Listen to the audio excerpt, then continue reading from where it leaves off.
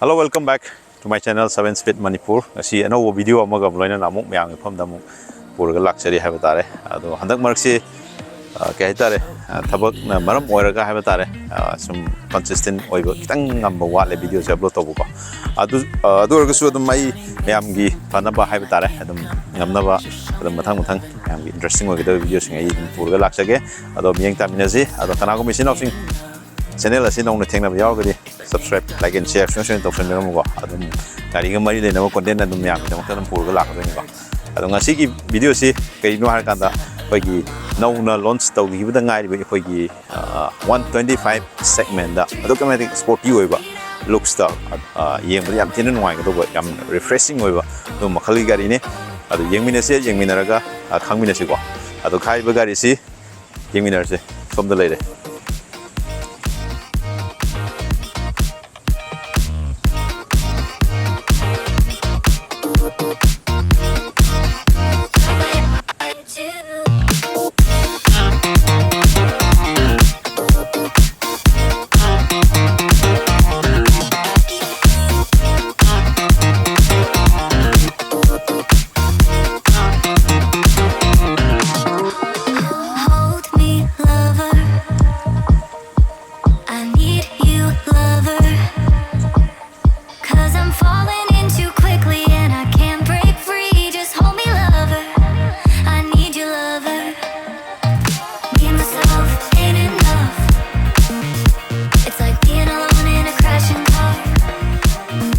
Okay, silai de mang do iba gari sini ko. Hero gi Xtreme 125R do ko. Ado sila so do silai de ko. Sam na normal ki de smaina pi de ko. Hero ina smaina tha de. Ado ko sam yeng kan da ko mamang de gi han ne ta ya hawre se. Ado gari si gi han ba hawdring de ne. Ai myam da dum price so in detail size mai ko. Si ko gi magi variant ma khala ani de lai color option ahum ni ko. Aduga masi koigi sina IVS haitare aduga amana AVS ki haitare amasu lebo AVS ki mic no yob koigi braking mic system do aduna koigi top oide ne go adu sisina koigi 1,15,000 on road go aduga mo ama AVS ki duna mo 1,21,000 spina price difference spina kitang legi ni go adu yengmina se gari se amai to ge have do details me am loi mak haijara ge aduga yam yengmina na ba adu horge go sini koigi front looks maina legi ni ado loina koina mutang cha thuo yeng thuksi gari gi look si go smaina dum gari se mayam gi dikhang de aina si pau chim ye pada 125 segment da have dare go ma si 125 segment da sik le si ma gi competitor have dare go kai TVS ki rider rena ma le go adegi amasu koigi retro looks 125 ki amasu lady XR 135 and amasu lady go adegi Bajaj ki desu koi Pulsar 125 asmaina loi lei khara lei have tare ado sum yeng pada yamna kai tare sporty oiba looks adegi magi price point du yeng ro kan da mangon da phangi ba facility go adum sisu decision oi brain khali go am ya brain khali adum koina adum yeng biro sigi looks adum yam tina satina sporty oi yam tina koi gi kai tare futuristic oiba gari du mal go yeng do sine front dagi dum heta horsi the lady work no si si LED koi DRL ni go magi keno sai habit on tor ga su yang tar ke go sigi magi DRL le sai nga la kane go ado magi go som kharom da la pa da sigi sina mo koi gi projector helm oine pira ne go ado su LED da side da su LED da light yauri go ado ga mamangi koi gi telescopic suspension da pira ni go sai na ado ga si jo koi gi LED da turn indicator just mana si jo LED la ko ni go hero gi logo su le jere ko ele ne ado ga si gi mamangi mat ga hai tare mat si gi kenos yam link ni yauri go fiber ni black go ado ga si ju magi telescopic kenos de su reflector si da hape ado ga ma sina koi dix brightness de yauri je ado ga sina black the lai mai caliper ju ko aduga tayar gi keno se apoi MRF to pi dewa tayar so aduga mai broadness se 90/90 smaina pi gani go oila aduga alloy de su design smaina lakani aduga top tu na mo khoi gi diamond cut ta oina lak pai tare aduga somda side lom da lakpa kanda magi sidida beijing smaina urni ko extreme and 3D this smaina padan tharani aduga sina koi gi air curtain gi design ama smaina moin half em ko hena sporty looks ama phangna wi damak ta betare aduga desu koi gi kick mas pb re ko ida aduga magi engine gi power figure om da lakpa kanda ma se koi gi 11.5 ko ps aduga newton meter sina koi gi 10.5 newton meters minor my power output is minor fangani ko aduga magi engine se koi 125 cc gi dum oil ko aduga ma se keno oidine air cool system koi fuel injected da lakadoni ko aduga magi engine gi layout chu dum smaina fana orni koi pra koi dark chrome koi gi pro black out di oidre sidana koi silver finish da ko aduga sidana mu koi ka tare black da smaina pire ko aduga magi exhaust pipe lai ba design embiro si mai lagani ko adu si de card si yaure si dum yamna tamga yamna sanana khogi engine gi layout su yam phajana mong thana yauri aduga exhaust pipe si zum yengbiro ko yam tiktak tor yam phajana im yawi ko magi ade sigi mai siga happy ba mai muffler ga aduga si ju khogi aluminum de sumaina pire ko sel si de na mo rubber grip happy ko aduga sumaina sam maning rom de sum lakpa kanda hagi maning gi su sidadi mo ken oire drum brake ko maning gi drum de la ani aduga magi sida rear gi koi suspension je koi hydraulic monoshock ta swaina pi ko adu 7 step adjustable gi keno ma adum yaure ko sida adu se tire hugger je yam ding na sida am phasana pi re ko aduga maning gi tire si gi magi profile se 120 by 80 17 inch lakani ko adu matam ga yam suna ba koi gi bike ha tare ngang khaina su yamna pam ga dowa aduga fuel efficiency su yamna oi ba ha tare koi gi air ina pi ba kan ma se 66 km per liter gi sang ga swaina pi ko aduna mileage te yenge adum yare aduga looks te yenge adum yare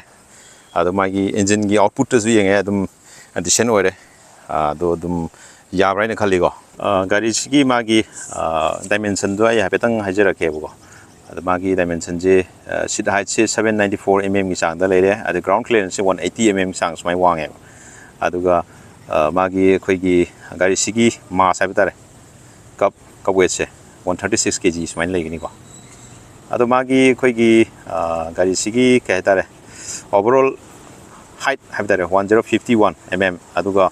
overall weight sina 793 adu overall length sina 2009 mm smai legini ko gari se ai amuk hapetang myam da thauraga magi kamaina tawge habdo koida feel tawdo ai hapet som pa ma masa amtang semjarake yengmine se ado si hawdringai da maningi look su ai hapet yengan jarake to maningi sina sumaina ogani ko ado maningi akogi magi telem ja si kamaina ngan ge habdo adu so ai hapet yengan jarake sumaina lagani ko magi akogi hero gi gari sing che yamba akogi koi telem helem loi yam ko height step se dum moi je carry dum tawga sale ko design ja aduga som da su yang ko kanda je so khoi gi nupi angang sing na khoi tong ba yana na bai damak ta khoi company na smaina khoi gi fit and finish se smaina tor la kani ko hadi eda saka se da kano loksan da phi nung sap ta no khotam hai tare na adugi kano to wa ma yam oi gam do se da oina adugi khalaga hai tare man happy re aduga se da grab handle smaina lai gani ko smile lai re ado jik ai drive tawraga yengan jarake ko ado si mamang ge khoi instrumental cluster in smaina pi gani ko indicator je sida gear indication smaina sida pira ni ko ado magi timing sida to ni kilometer ni sida lai re aduga magi ke ke no sida fuel gi sida pi re ko mai sida ye pet yengan jarake ko namaga mode se som de change to go ko sida trip ki ji yore ko adigi magi fuel akoi gi average to adu gi yore ko adu smaina dum khara dum pi re habitare adu sigi ko tongan ba epa machine ra ga na khoi gi sida khoi gi bluetooth connect to ga gari siga ko adum pair to ga khoi gi information ma'am ma khoi da kana ma'am phangal le habitare ko adu som da lakpa ga na gari sigi tanki tank si we mai fuel capacity je 10 liter oidini ko adum design oi ko adu som da lakpa ga na khoi gi engine kill switch yum yaure aduga I trace and smainam yaure je si na khoi traffic ta kaida khoi thau cha dana ba khoi ge tongan ba technology ma sina ba hebtare mathanda dum khoi traffic ta lepaga plus fazal kan khoi start chemu mathanda hor khoi keno dum dum yaujeri hebtare ko adum yeng bada handle bar si ju aduga mai feel and touch and feel hebtare ko sidum yeng da premium way gari ji ko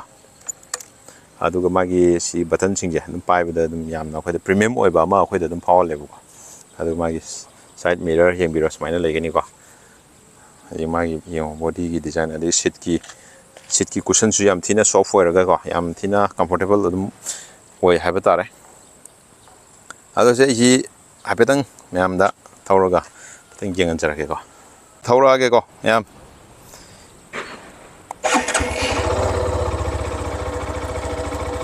gari se engine je yam thina dum refine way magi rep se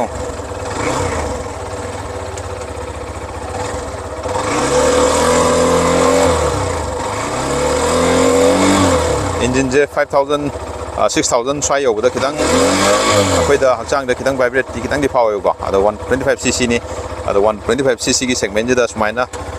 yam phajana moi maintain phajana tawi go engine refinement ju phajana oy okay and yang view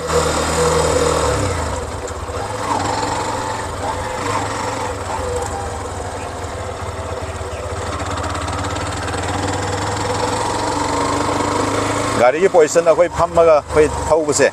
sigi position jida khoi da yamna kai tare khoi handle si jo kidang upright kidang tawe bago aduna khoi da yamna comfortable oi na ba tare thaubo yabagi khudong saba ma dum phange sida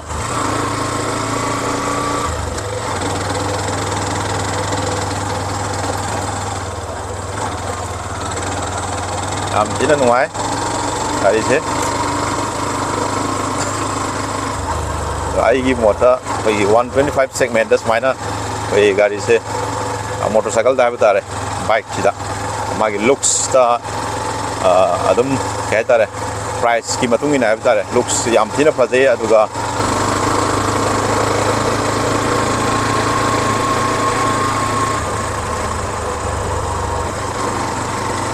riding posture si medium noi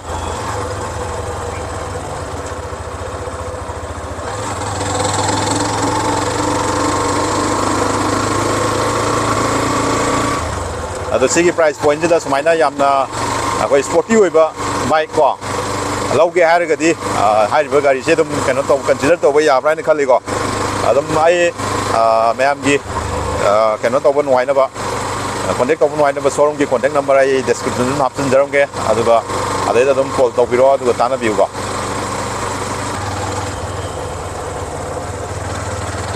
gear 5 oi doi ni se gari se ado suspension gi matang do orga su si suspension je dum ay noi taba habdu di oi de ko dum phajana yam kana stiff oi ju oi de dum sapsa bi habtare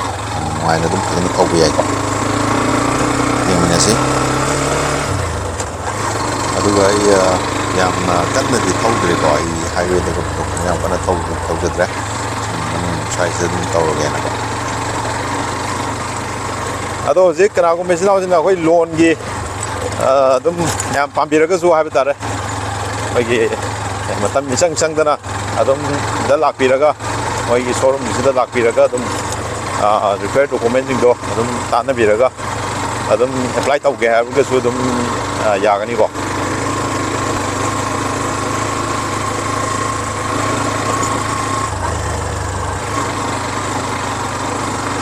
aduki madik tira dum nungai gari se haiba price point gi matung ina haiba tare yengoroga di yam nungai ba makhal gi bike adum oi ko